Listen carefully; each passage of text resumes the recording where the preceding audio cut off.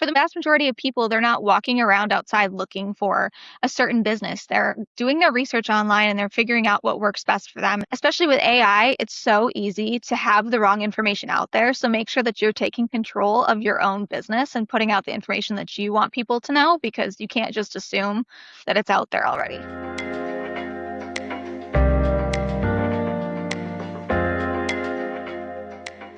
Hello, welcome to the Find Your Hook podcast, where we take all the things marketing that business owners and marketing directors deal with every day, and we break them down into really simple, easy to digest conversations. Today, we're talking about Google Business Profiles in part 4 of our Marketing from A to Z series. We've spent the first few episodes talking about really foundational things when you're starting a business. Naming your business, creating a logo for your business, and last episode, creating a website for your business. Now it's time to hit the market, and there's things that you can do straight out of the gate that are going to be really impactful and free. And while there are no silver bullets, we talk a lot about that. There is some really low-hanging fruit, and there's a holy grail in this part of the world, and we're here to talk about that today. And here to join us and chat about that is Kayla from our production team. Welcome, Kayla. Thanks for having me. I'm excited to be here. So Kayla is eyeballs deep every day in everything Google. And so she's a really good person to talk about this stuff. One of the things I think that I'll say for starters is we're talking about a Google business profile today. It's had a few different names in the past. Google My Business is one of them. And so there's been iterations over the time. But since 2021, it's been a Google Business Profile, and we consider it a quintessential piece of your online marketing presence.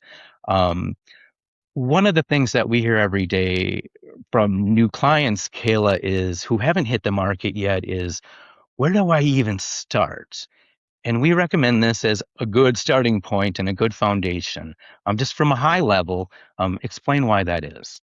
Yeah, absolutely. Well, the first thing that's most important that people always think about is the fact that it's free, which is great when you're starting out or you're trying to figure out, where do you want to be. Starting with something free that you can kind of dabble with and start to kind of get an idea of where you're at and what you're doing is always a benefit for anybody. So that's always a great thing. The other reason why we think it's so important is because it's the first thing most people are going to see when they search for you. So, if you're actively searching for any business or any service that you might be looking for, if a Google My Business profile pops up, you're more likely to take a look at it. A lot of people aren't going to go through right away to the website. They're going to just take a look at what they can see. And so we always recommend, if you have an updated Google My Business profile or Google Business profile, that people can just kind of get at a glance the information they need and feel more confident about what they're going to do.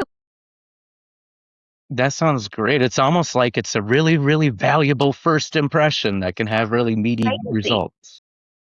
I love that. There are a lot of really visible benefits, but let's talk about first about like what it is. Like, what does it even look like for somebody who's never heard of it? So I will say this to everybody listening. If you don't know what a Google business profile is, you will be searching it and trying to figure out how to set yours up at the end of this. And we promise you, you don't have to be a tech guru in order to make this happen for yourself.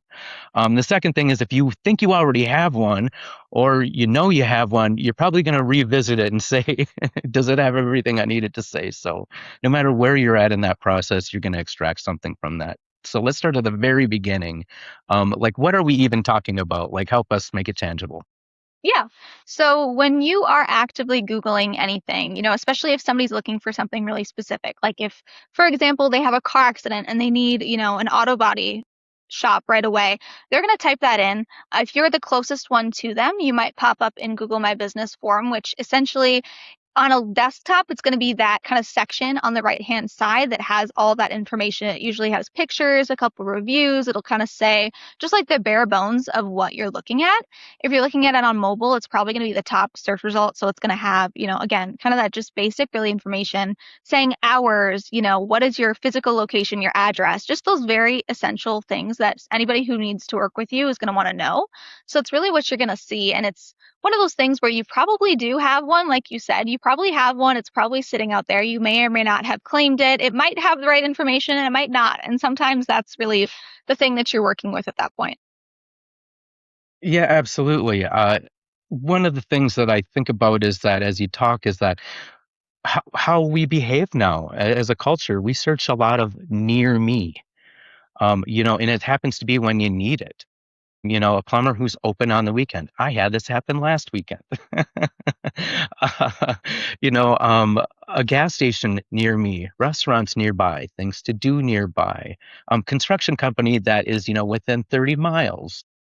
So it's not always those direct things where somebody might walk in a door immediately. But I came across an interesting stat about that because one of the things that we're familiar with is that searches for near me have been increasing every year exponentially, and now they're just part of the lexicon, I feel like. And so showing up there is this is how you do that. Really, you might show up in general if you're nearby, but if you have this business Google business profile, uh, you're going to absolutely show up and you're going to be at the top of that. So trivia question for you. Do you know how many near me searches are done on Google every day? Oh, oh, it has to be in the millions.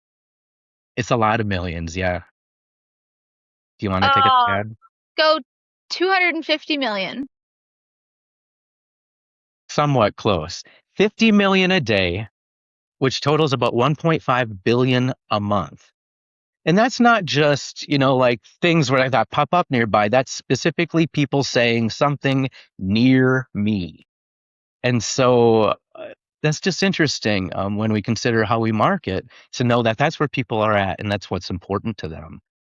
So showing up there very intentionally with some legitimacy, I guess, might be important. You talked about that they have access to a lot of information. Can you do a quick review? And I'm sure we'll throw a screenshot up here too of like what types of things are available on a Google business profile, but maybe even before that, like how do you get one? Where do you start? Yeah. So starting basically what you're going to want to do, and I'll always say this because this is the thing that I've seen people run into so many times, is when you're setting one up, use like an account, an email account that either a lot of people have access to or that's very general to your business. Don't use some person that you work with, their account. You'll lose access. In 10 years, you won't know who it belongs to. You won't be able to access it. So start with there. Have something that's compatible with Google, have a Gmail account and connect it. So all you have to do is have a Gmail account and log in. If you go to the right-hand side, you'll see a downward panel that you can click on. You'll be able to click on Google My Business, and that'll really be able to be the section that you'll be able to create any businesses that you want. So if you have multiple locations or if you just have one, you'll want to have a different profile for each location so that you can be really specific to geographic location. But yeah, you'll be able to set it up there. And if you do already have one, which a lot of times you will, even if you don't realize you have one, you can claim it there. So if you search your name, just go on Google, search your business, you'll probably see a profile and it'll say on the side, is this your business? You can claim it. And if that's the case, just click that. You'll be able to basically claim it in your accounts and then you'll be able to change and access it in all the ways that you need to. But it's really simple to get it started. One of the cool things that I think that you mentioned is that it puts you on Google Maps as well. Not only does it have your hours and your menu and photos and videos and reviews and all these things, and we can touch base on why those things are important, but uh, more and more now, I just click on that and my navigation takes me where I'm going to go. I don't even really look at the address per se. And so, from a usability standpoint, that makes a difference. In the last year, I had one instance where I wasn't able to click on it for the business I wanted to find because it didn't exist, which is rare, admittedly.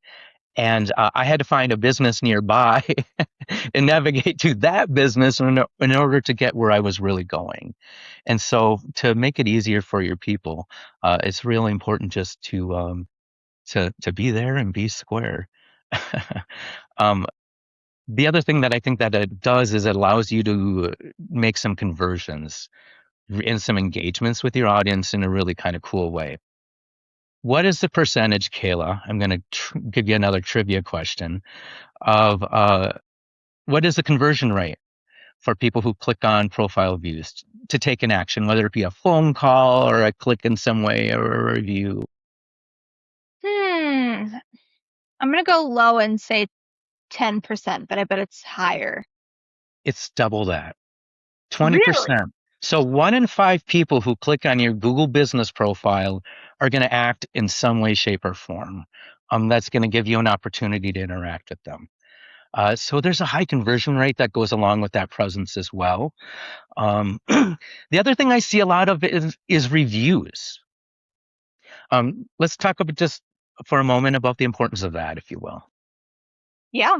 So one of the stats, and I don't know the exact number, but it's very high, is that majority of people that are going to be online shopping or looking online for a review or for any service that they look at, they're going to look at reviews. And the majority of people trust a review that they're looking at that's verified almost as much as they would trust a friend that told them that that is, where they should go. So reviews are incredibly important, especially if you are on Google My Business. If it is something where it doesn't matter, you could be a restaurant, something where it's a little bit low, it's not as important to them that they make the perfect choice because it's kind of just where they're going to eat for the day, versus going to, like I said, an auto body shop where it's going to be very expensive and they really need to make sure they make the right choice. Google My Business, if you have reviews, especially if it's well informed reviews, and especially if the owner responds and kind of like replies and thanks the customer for the review, or even like comments back on any concerns or like things they did great, I think people definitely look into that and say, okay, well, not only do they have good reviews, but that they're active and that they're paying attention to what's good and bad about their business, and they're responding to that. It's something that people really trust. And it says that they care Yeah. what people think. It would be, we always say, it's no different than if that were in your store, if the interaction were happening. So if you were in your physical location and somebody said, hey, this, and you just ignored them, that says something about you to the other customers in the shop that day, right? And it's the same situation online. If people are commenting or bringing concerns or even giving you validation and you're just kind of letting it out there without a response, that says something about you. So giving that response is a very positive thing in the eyes of your consumers. I have that stat that you actually talked about, Kayla. It's 3/4 of them, 73% of users trust a business more after seeing positive reviews. Um, we're human creatures after all, even if in the digital world. We are. So, talking to your neighbors and finding out what they think. We do this a lot shopping online every day now. I find similar products and I go, okay, what's the difference? Why is one rated 3.5 stars and the other is 4.7 stars? And you start to read the reviews and you find out why. The other thing that I think can be interesting is sometimes you find some what we'll call wackadoo reviews.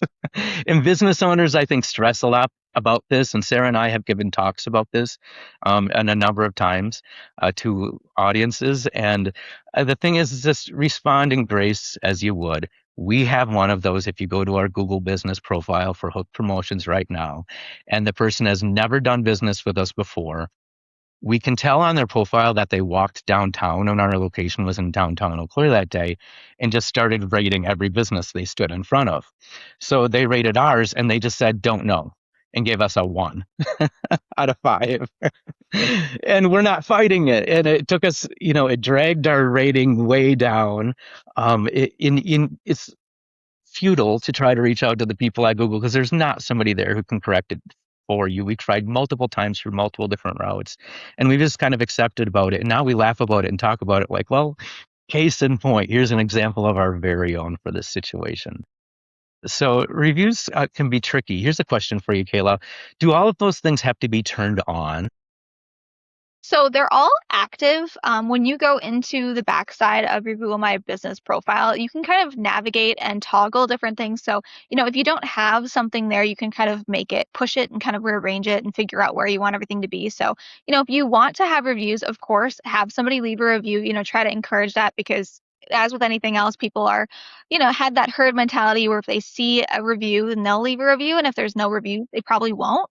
So you kind of have to start to like kind of reinforce that behavior and get it moving. But, once you start to get that momentum, it's really great and you're able to kind of continue that. But everything should be accessible to you since it's free. Everything that you can access on Google My Business is available to you. You just have to go in and make sure that you are putting in the information and making sure that it's there for the public.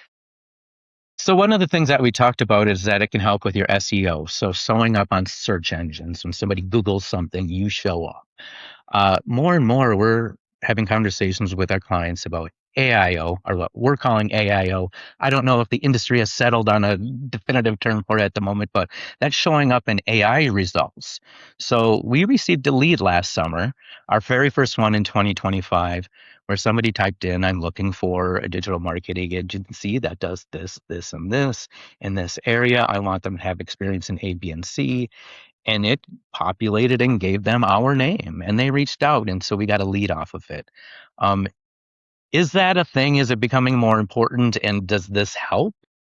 Yeah, definitely. I mean, I think what we always talk about and what's so important, and it's been a thing for a long time, but even more so with AI, is that, your digital storefront, your website, all the things you put out online, they are critical in people finding you because, for the vast majority of people, they're not walking around outside looking for a certain business. They're doing their research online and they're figuring out what works best for them. And so the more valuable information you can provide both on your website and then also on your Google My Business profile can really help people to make that decision. And most of them are going to make it, especially when they get to that point in the funnel where they're searching for a specific service. They're probably just about ready to jump. So the more valuable information, the more they can feel informed and trust you. And, especially with AI, it's so easy to have the wrong information out there. So make sure that you're taking control of your own business and putting out the information that you want people to know because you can't just assume that it's out there already.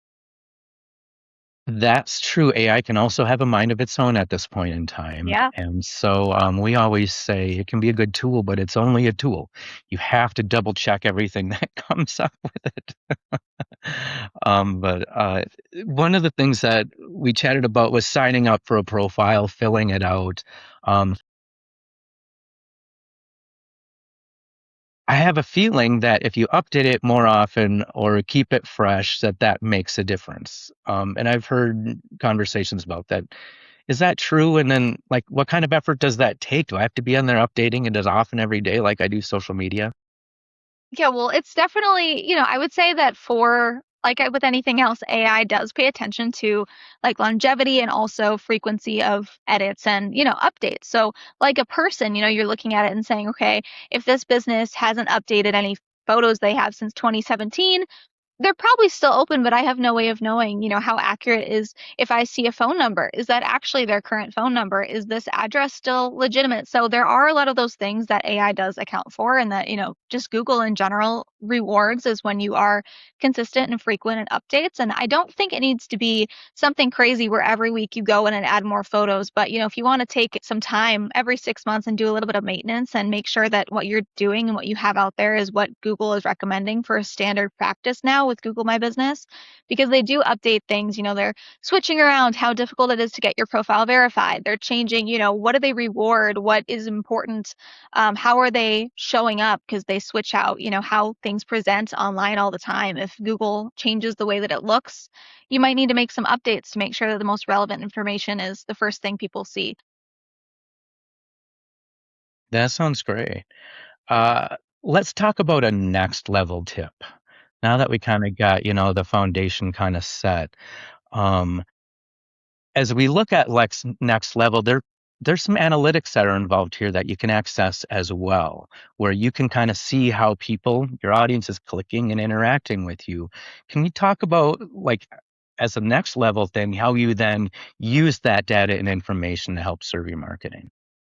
Yeah, absolutely. I mean, there are so many things that you can learn from the way people interact with your website, with your Google My Business profile, with things like that, where you can kind of decide what do you want to do moving forward, whether it's a tone that you're using or if it's just like a what's happening in that moment. I know we have clients where certain times of year they get so much better traction, and that's super informative to us to be able to create better marketing for them and knowing like when are they going to get traction, when might they need a boost, like what can we expect because even though, as you do things, you're going to learn more and more, it's so helpful to have any information you can get, like anything valuable, any context you can give to your marketer, anyone who you're working with to give them a better idea of what to expect so that we can, do the best thing we can in the beginning. It's helpful. One of the things that I think is interesting that we always get from a data perspective, and this is the type of stuff that you can glean from it, is, what are people clicking on? What headline or what photos gets the most clicks? And, and inevitably, in every campaign that we do in some way, shape, or form, the picture of the building, no matter how beautiful or not beautiful, always is a high ranker as far as like getting the most clicks. And I think it's, people just relate with, oh, what is it? What is that place? And the building constitutes what the business is, right? And so, or if I'm driving there, I want to see what it looks like so I can recognize when I approach. And so that's interesting. So it can even be just simple things like that. If there's a headline that they click on every time, then put that headline right front and center on your website.